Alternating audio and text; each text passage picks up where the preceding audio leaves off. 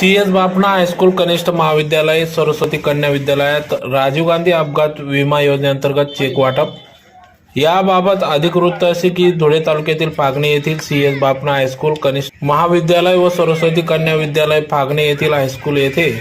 आज दिनांक 16 डिसेंबर 2023 रोजी सकाळी 10 वाजता राजीव गांधी अपघात विमा योजनेअंतर्गत सानुग्रह अनुदानातून या ठिकाणी धनादेश वाटप करण्यात आला। तर सदर CS बापना हायस्कूल येथील कनिष्ठ महाविद्यालयातील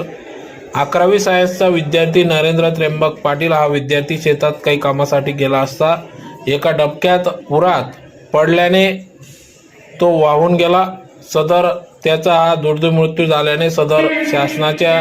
राजीव गांधी अपघात विमा योजनेअंतर्गत सानुग्रह अनुदानातून CS बापना हायस्कूल व कनिष्ठ विद्यालय rural education society Phagane chairman Bapusaheb Madhukar Patil